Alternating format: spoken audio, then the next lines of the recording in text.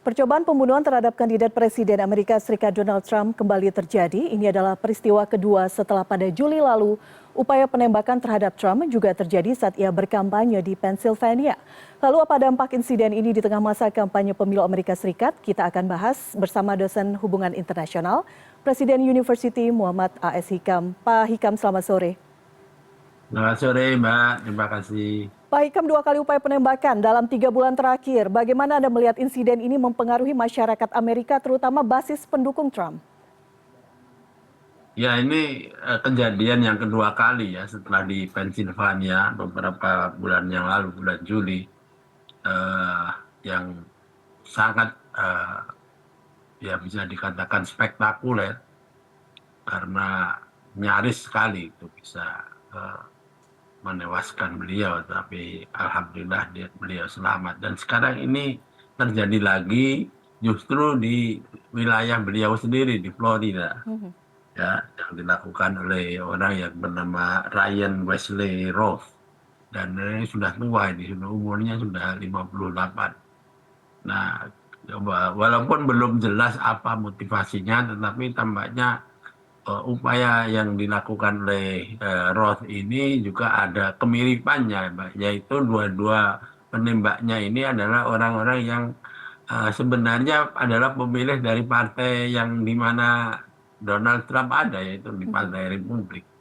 Sehingga kemudian orang akan berspekulasi yang apa namanya ya kritikal terhadap Trump ya bahwa ya, beliau ini kurang populer atau tidak populer bahkan di kalangan bahkan di dalam partainya sendiri.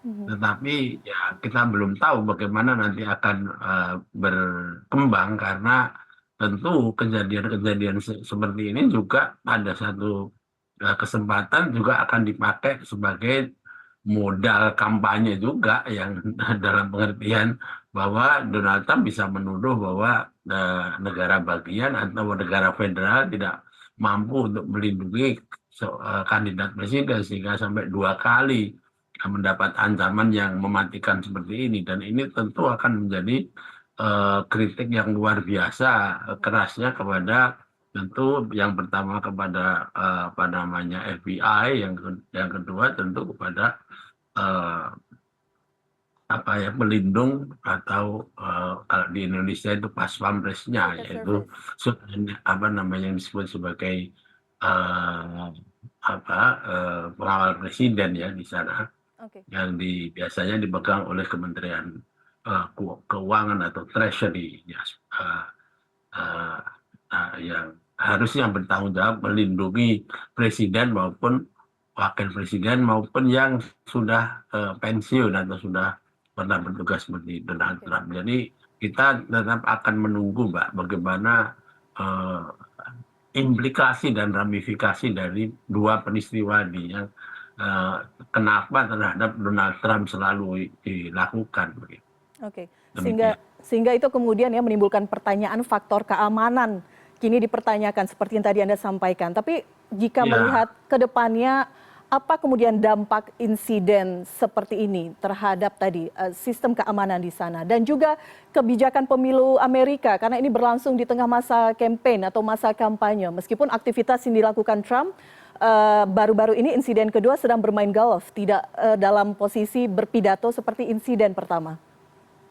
ya, artinya ini bagi pihak keamanan, terutama bagi keamanan calon presiden atau kandidat presiden, itu menjadi tanggung jawab yang luar biasa bagi negara federal ya.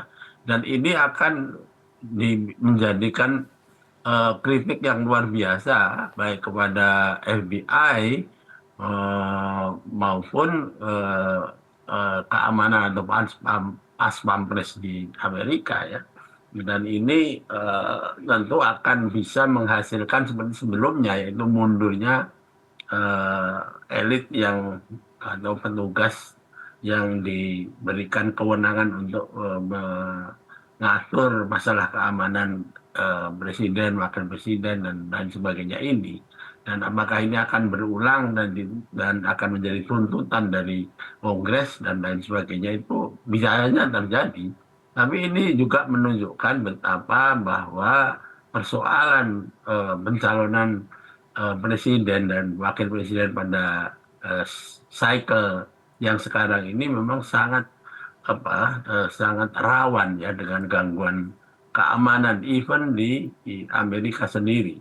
Ya, tidak pernah terjadi hal yang seperti ini berulang sampai 2 kali seperti yang terjadi saat ini. Padahal kita lihat sendiri bahwa Donald Trump dan Kamala Harris ini adalah memang sudah dicalonkan oleh 2 partai yang saling berkompetisi saat ini. Baik.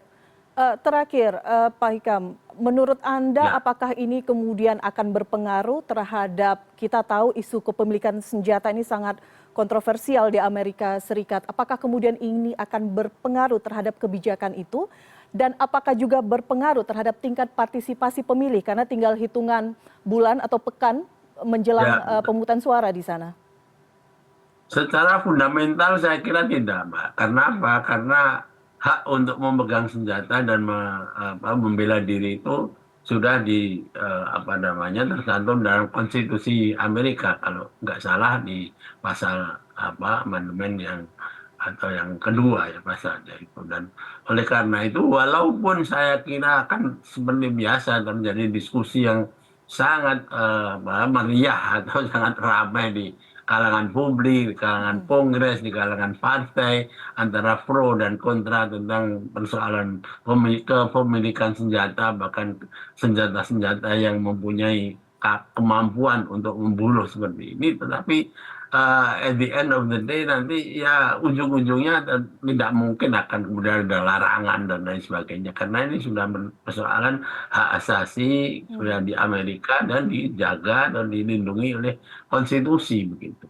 Nah, apakah kemudian akan ada upaya-upaya untuk memberikan pembatasan-pembatasan tertentu? Nah, itu tergantung kepada negara-negara bagian. Biasanya akan diserahkan kepada mereka. Kalau federal akan sangat sedikit gitu ya.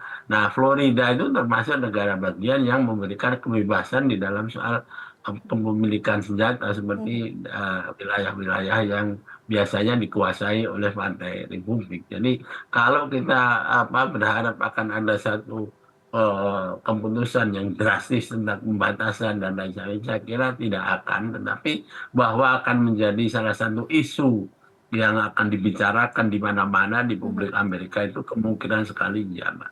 Oke, baik. Pak Hikam, terima kasih sekali lagi sudah berbagi perspektif bersama Sama-sama. kami di CNN Indonesia Newsroom. Selamat sore, salam sehat selalu.